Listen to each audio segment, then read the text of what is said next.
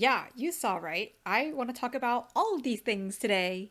Hi, welcome back. Sarah here. Funny how in my last chatty update slash video diary, I said I don't know how often or how consistently I want to do them. And here I am, 4 weeks later, about a month later, here to do another chatty update slash video diary log. I just felt that there were a lot of things that I experienced and tried in the past few weeks, and I just want to share them. So, on the list today, I've got breaking out with my phone. I went through a whole 24-hour period where I turned off my phone and devices. Books. I read a couple of tarot books the past week. New journals, yes, because in addition to the 5 or so journals that I already have, I decided to add more journals and notebooks. And some decks that I'm decluttering because I love listening to Decluttered talk, and I know some of y'all also love listening to that too. Let's get into it. So the first topic is breaking out with my phone. So I went through this book here. I bought this book from an independent bookstore, a very anarchist bookstore, Wooden Shoe in Philadelphia, Pennsylvania.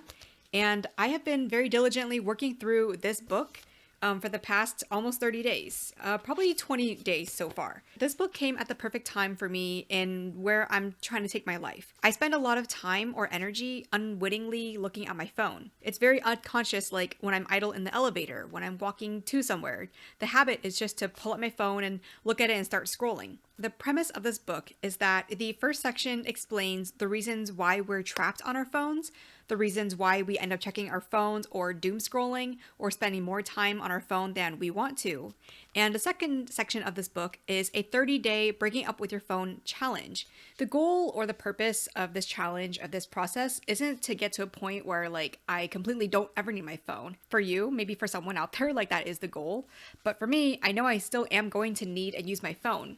But the point of this is to set better boundaries with my phone.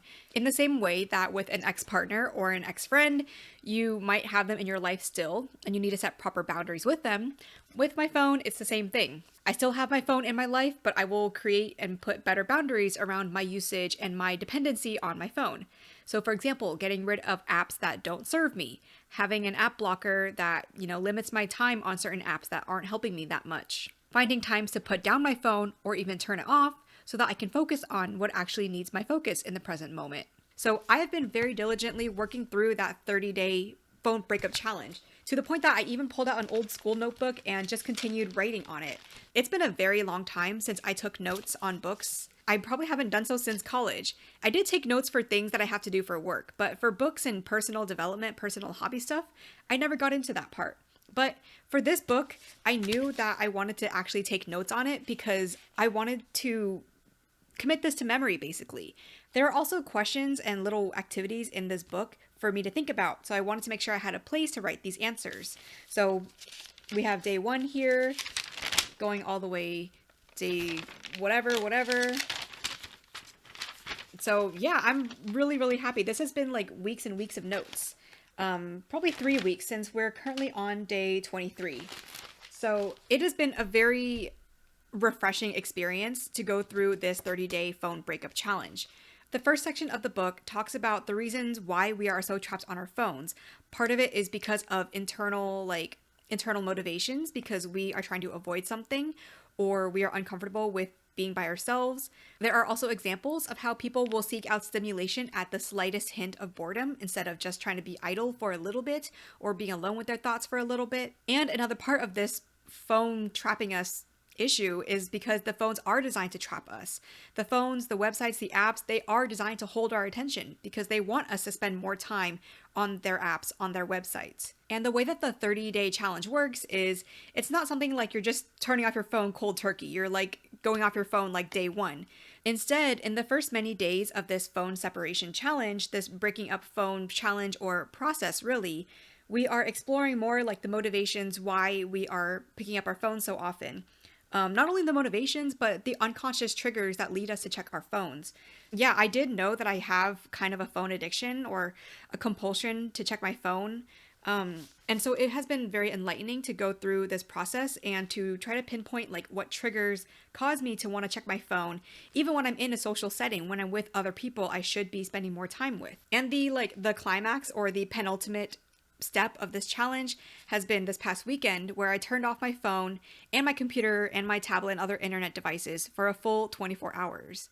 And it's so weird to say this out loud because I know that my past self before smartphones and tablets were so prevalent, my past self would have been like, that's very weird that you would have trouble turning off your phone for 24 hours. But that's the state that like my life has become. And I'm sure I'm not the only one alone in this. Like we do have very much an attachment to our phones to the point that it does take us out of like the present moment.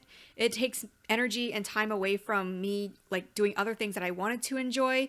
I have like a super long to-do list that I never really get to because I'm just wasting time like checking my phone, checking my email, checking whatever social media is out there. I have 2 other friends that I've talked to about this process and they're very interested in this book. So I might lend them this book after I'm done with the last few days of this challenge.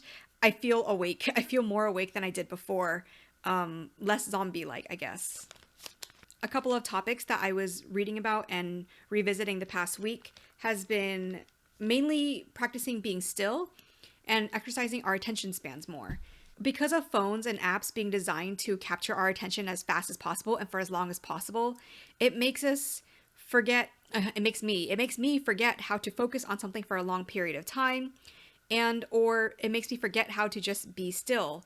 I recently just did a video about the High Priestess where I mentioned that one of the High Priestess energies or examples has been just being still, being able to be in a meditative or a flow state, letting the thoughts just flow through instead of me judging my thoughts or trying to act on them. I tend to be someone who wants to be very active or to think very actively all the time.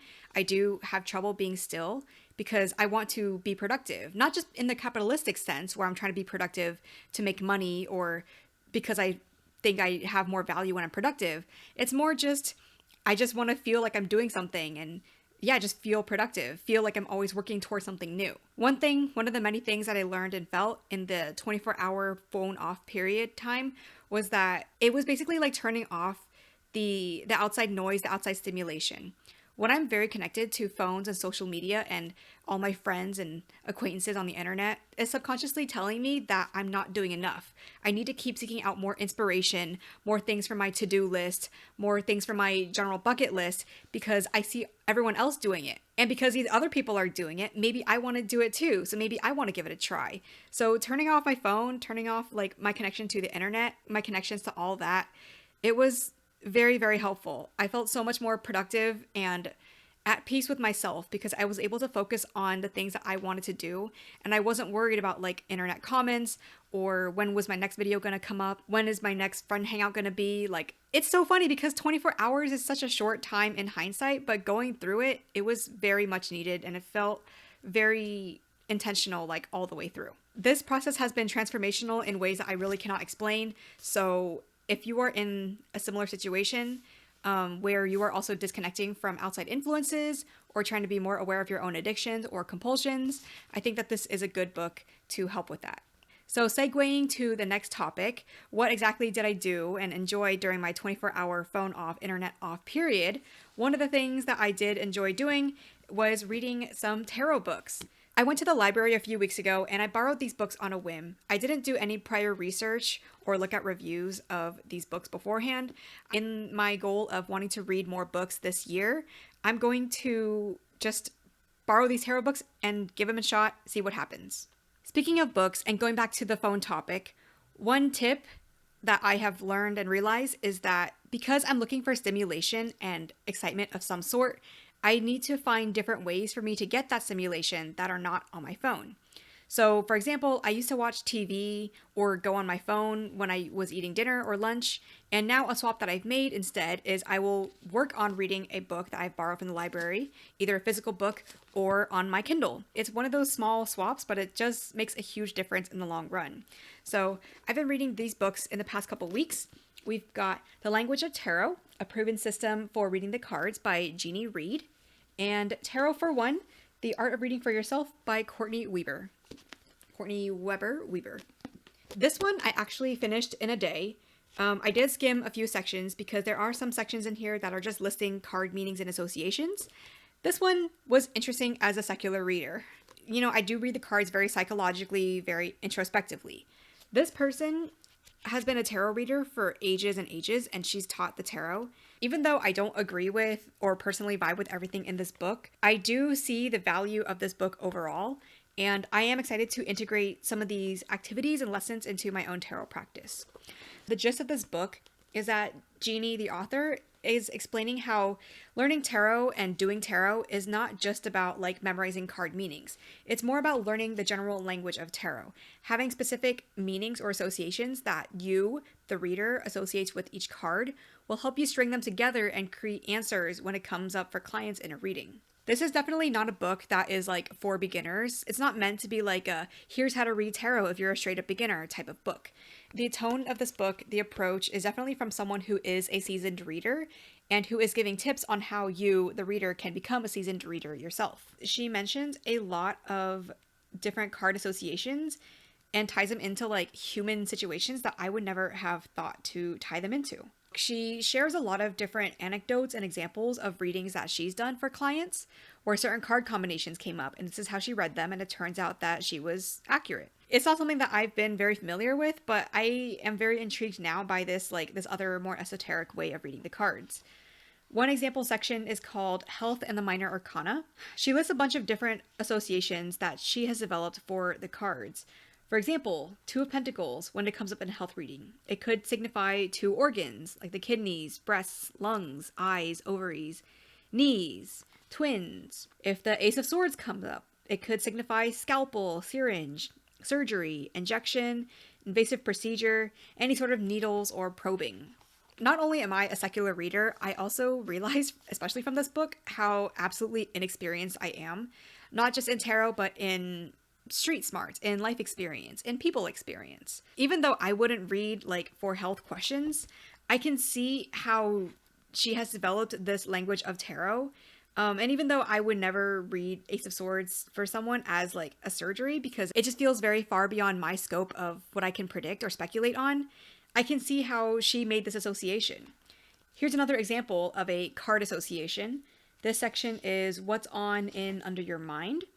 So if the Moon and the Page of Cups reverse comes up, it could signify a controlling mother doesn't love their child. In her associations, she associates the Moon with motherhood, as well as other things. The Page of Cups is associated with child or children. So Moon, Page of Cups reversed, it could be associated with your mother, perhaps a controlling mother, not loving her child. This is a very interesting approach, again, far beyond my own. I can see that some of my readings could probably benefit from some more specificity. My way of learning tarot and discussing tarot so far has been kind of pretty open-ended. It's been kind of like, if the Four of Wands comes up, it doesn't have to mean a family or a home. It could mean just a celebration or a stagnation of energy. That is a valid way of reading. But I think also sometimes what if the Four of Wands does actually signify family or home? Similar with justice, in the definitions here, she associates justice with legal documents, the law, as well as open-ended interpretations, getting to the root of things. So what I'm essentially saying is that the way that I read now, I never would associate justice with actual law or legal stuff. I would associate it with the symbolic concept of justice. But now I'm wondering, what if I did try to read the cards a little bit more predictively or more straightforward? So this book has given me a lot of food for thought. I know that this approach isn't for everybody, and, I'm not taking everything and adapting it for myself, but I did find some good takeaways from this book, and for that, I'm glad. The other book that I started this past week is Tarot for One by Courtney Weber. This one I also picked up on a whim from the library, and it's almost kismet how it lines up so well with what I've been doing with the Top Tarot Trumps times Tarot Memoirs series. Like I mentioned, I didn't know anything about this book. What sold me on borrowing the book is that the author talks about the major arcana, and they basically are doing what I'm doing with the Top Tarot Trumps and Tarot Memoirs series. In case you don't know, my Top Tarot Trumps times Tarot Memoirs hashtag series is where I talk about 3 examples of each major arcana and 5 of my favorite major arcana cards. So far I've done the Fool, Magician, and High Priestess. So 3 examples of the High Priestess in my life, how I understand it and connect to it, and 5 of my favorite High Priestess cards. So this book, it literally mentions what a magician moment would look like, what a High Priestess moment would look like. It's literally doing that whole tarot memoirs thing. Other books that show tarot meanings tend to explain the archetypes and these cards in abstracts or what it symbolizes. But this book, Tarot for One, Reading for Yourself, it shows actual memoirs, how it actually shows up in your life. So here is an example. So the excerpt for the lovers, for example, we have a paragraph explaining like the symbolism, the illustration of the Rider-Waite-Smith version of the lovers. The earliest tarot cards depict a blindfolded Cupid aiming an arrow at a couple, and then it explains the essence of the card. In the Fool's Journey, it symbolizes a kind of love that changes the heart of the fool. They cannot go back to the character they were before they encountered the lovers. It marks connections so deeply profound that they change who we are, where we go, and how we see the world. So now I understand the lovers is about some sort of relationship or commitment that has changed our essence, changed our being. And then it explains a few examples of the lovers. In Fiddler on the Roof, the young character Hodel is strictly adherent to her traditional faith and upbringing, yet she finds her worldview twisted when she falls in love with the radical Perchik. Explain some more. The lover's card can mark for us a first love or a sexual or intimate encounter. For some, it might be losing their virginity. For others, it might be awakening to sexual preference. So it's a pretty holistic, casual look at each card. Again, it's been very helpful for me in relearning the major arcana so that I can continue with my personal tarot memoir series. But yeah, wanted to share that because I know there's a lot of tarot books out there and it can be overwhelming to know where to start. Honestly, sometimes the best way to go is just borrow a book, see if you like it or not. If you like it, cool. If you don't like it, you learn something about yourself or about tarot or about the book. So that's books. And segue to the next topic, journals. The tarot, the language of tarot book was so inspirational to me. In the same vein of me writing notes on the How to Break Up With Your Phone book, I started taking notes on the language of tarot book. So this is a tarot notebook that I've had for at least a couple years since I first started tarot. The only thing that I've had in this book so far has been copying down definitions and printing out pictures of the cards. Literally the rest of the notebook has been blank.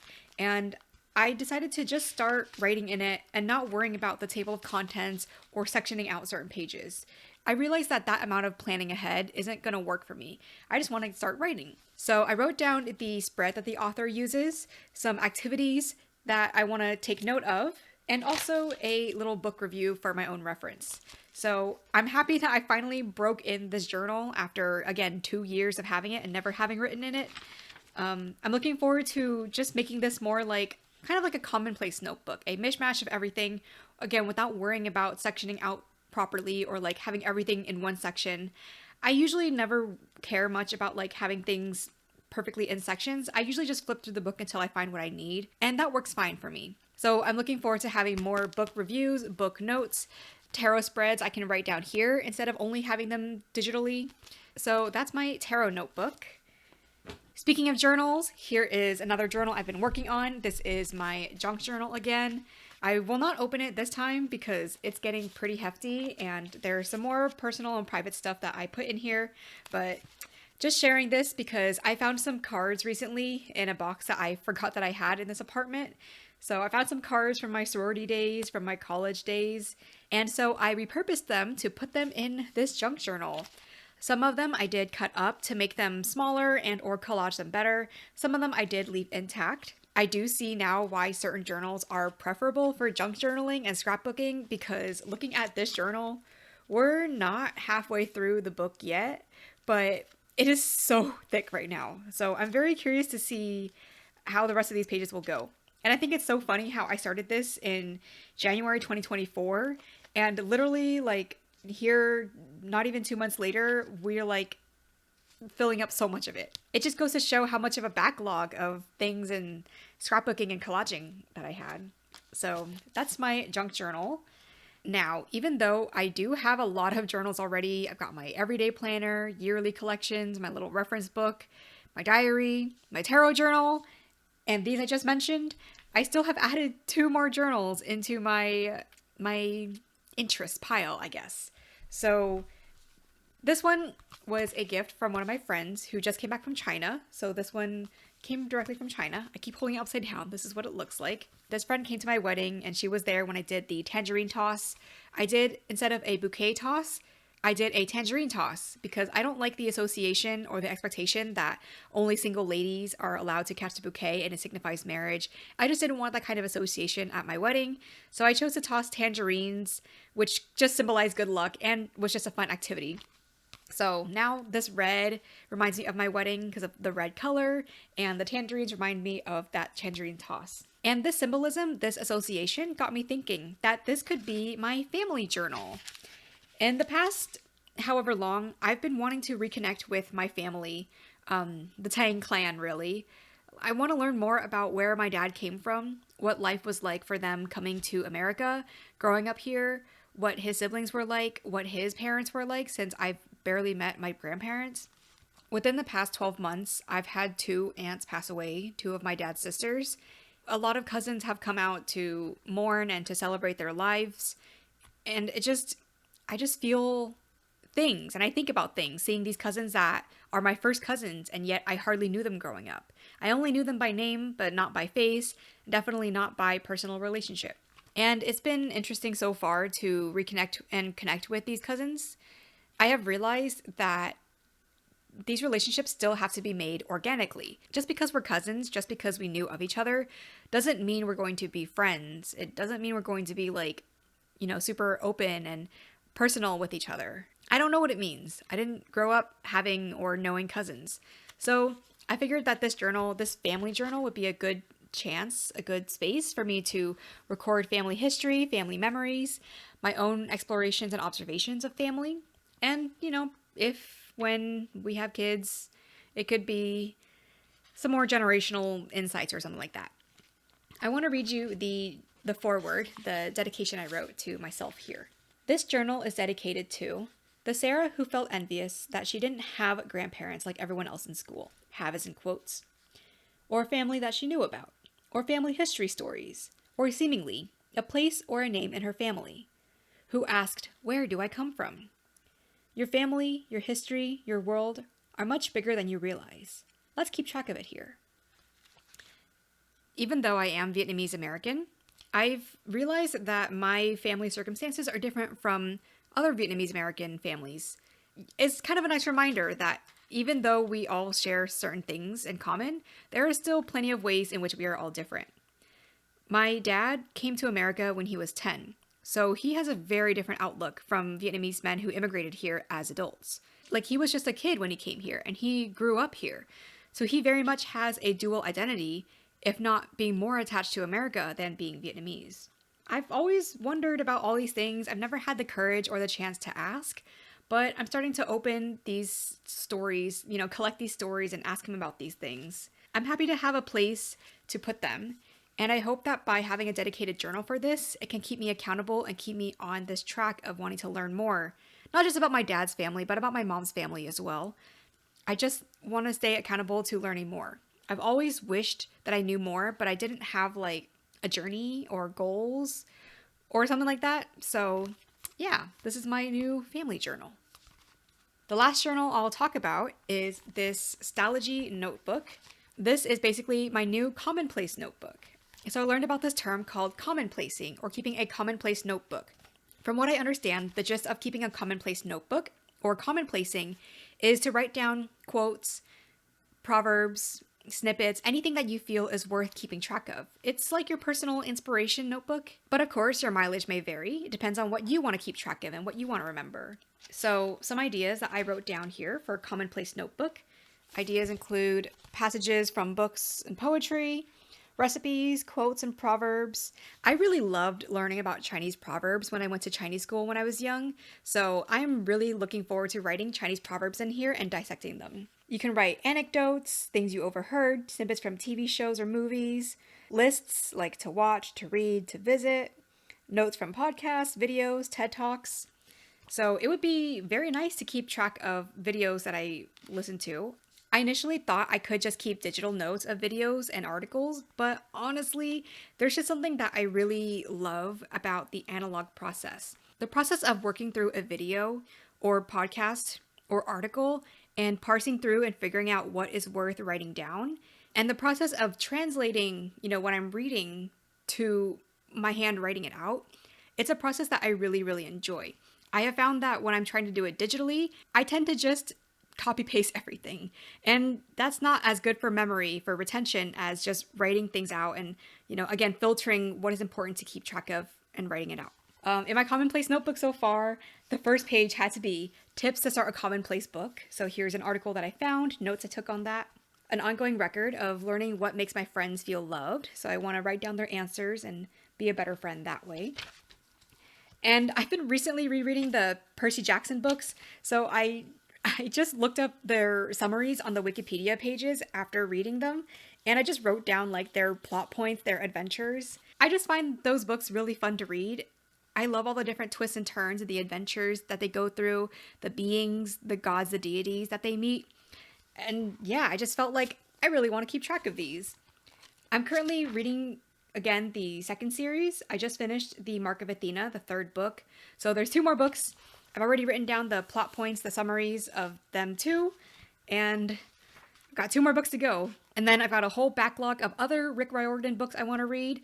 And also, Rick Riordan has an imprint called Rick Riordan Presents, where he publishes and shares a lot of books that are written by other authors, featuring other mythological retellings. So I'm just very much looking forward to reading so many more adventure books. Even if it is juvenile fiction, like I didn't get the chance to read them before, I enjoy reading them now. So yeah, Commonplace Notebook, another notebook added to my collection. Related to books, I want to quickly mention zines. So Wesley of 22 Zines sent me a few zines in December, and in my 24-hour no phone, no internet period, I got the chance to actually catch up on these zines. Again, they were on my I will get to them later list, but I never prioritized actually getting to them. So finally, when my internet was off, I was able to sit down and enjoy a long period of just working through books and notebooks and zines. So I want to share, zines are very, very cool. I am learning about them now because of Wesley. So thank you, Wesley. Zines are just self-published little booklets that people can print at home. And you can mail them to each other, or you can send them the PDF so they can print at home. One zine I read this past weekend was the in-depth exploration of the Death Tarot card and related symbolism that Wesley made himself, or Wesley put together himself. Wesley wrote himself. I really enjoyed reading it. The other zine that I worked through and read is this one called I Only Kind of Understand Astrology, and So Can You, by Laura Mailman. This one is stocked on Wesley's site. I'll link that in the description. I really appreciate that Wesley sent me this because I have mentioned I want to understand astrology better, but I don't know where or how to do it. So this zine made it very approachable. I learned more about what the big 3 and little 3 signs mean. Big 3 being Sun, Moon, Rising. Little 3 being Mars, Venus, and Mars, Venus, and Mercury. Mercury, Mars, Venus. My favorite part of this activity was a little drawing and conceptualizing of my own big 3, little 3 at the end of this zine. Now I'm excited to do another video featuring my chart and these little personas that I drew. So I'll reveal my drawings in another video. But for now, I'll just say I really am into zines. I'm really curious to hear more. And I hope that you check out Wesley's website because these are very cool. Very cool. All right. In the last part of this very long video, I want to share some decks I'm decluttering because I do love talking and listening to declutter stuff, and I'm sure many of y'all do too, which is how y'all found me in the first place. It's always such a relief to declutter, to let go of things that don't work for me, especially because a lot of the things that don't work for me, I still end up holding on to for months or even years at a time. And so it's a relief to just get to the point when I can finally let them go and put them out of put them out of their misery, put them out of my space. I guess put them out of their misery. They can go to someone else and be loved some more. So one deck that I finally let go of, that I finally sold off, is the Weaver Tarot. I had mentioned this in some videos before. This was a deck that I had bought once secondhand, then let go. Then I bought it again when it was on sale from the creator's website because I thought it was going out of stock or out of print, and I still never used it. So finally, a year, 2 years later, I finally sold it. I have other decks that do scratch the mystical itch that are a lot more readable to me than the Weaver Tarot. So that's gone, finally. Another deck I'm letting go of is the Tower Takeover Tarot. This deck definitely was an impulse purchase because I saw Peggy Papez read with it some time ago. This deck was created in 2020, or for the aftermath of 2020 with that whole pandemic situation. I do regret purchasing this because I never used it. I never felt called to use it. The concept is very cool, but There's a reason why I haven't seen many videos about it, why I haven't seen it on secondhand markets. And to be fair, I'm not saying that we should all judge our purchasing decisions or our deck preferences based on like what's available on the secondhand market or what people are talking about on YouTube. Like, yeah, we do want to develop our own preferences and tastes that are separate from other people selling and talking about it on YouTube. But at the same time, this deck was so niche, I just regret buying it. I never used it. It's pretty pricey. It's an indie deck. It was like $60 that I bought it for. You know, no hate to the creator, no disrespect. Yeah, I'm sure there are a lot of people who have purchased this deck and who have enjoyed it. But again, it's so niche that I don't know what to use it for. And hindsight is 2020. I wish I had waited to see if there are more videos talking about this deck or more people giving ideas on how to use this, because I just never really clicked with it. So that's another deck going out, Tower Takeover Tarot. But it is being sold, so someone is going to receive it and enjoy it more than I can. Another deck in this similar vein of I never really found a use for it is the Weird Cat Tarot. This one is a very, very simple deck. I held onto this deck for the longest time purely for the reason that the colors just look really pretty. The art just looks really cute. When I flip through the deck, I'm like, oh, I want to keep this one. I love it so much. It's so nice to look at. When I ask myself, do you want to read with it? I'm like, oh, I'll read with it later. It's going to be for a rainy day. But honestly, like, I don't think I'm ever going to read with this. The images are very simplistic. There's not much symbolism. This is more on like the fun side of tarot. And it's just not what I want from a tarot deck right now. Or ever really. Like the King of Cups, you know, nothing about this card really tells me what the King of Cups is. So this is a case of the art is pretty, but just because it has art on it and it says a tarot card on it doesn't mean I can actually read with it. There are some cards that are cute, but they're just not as scenic as I want them to be. Man, I would keep this for the art itself, but I am trying to declutter and pare down and have less things that are keeping me bogged down, especially because I'm moving apartments. So yeah, the Weird Cat Tarot out the door. And the last deck I'll mention for now, also being decluttered, is the Future Ancestor Tarot. This one was a sad realization.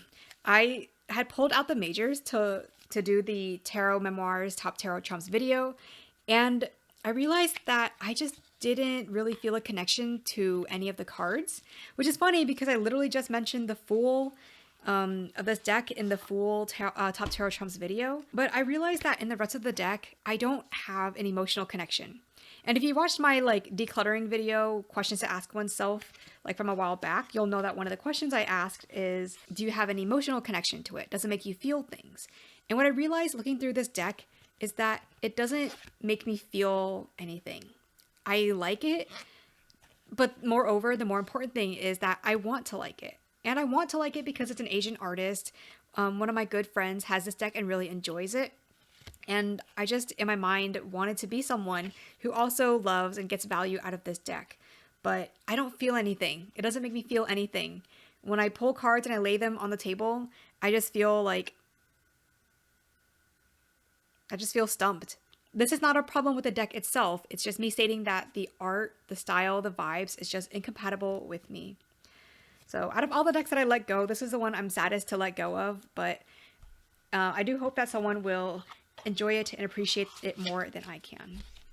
I think that is it for this very long video. I've been filming for an hour, so we'll see how long this video is when I cut it down. It has been fun sharing my process through journaling, stationery, snail mail, different things going on.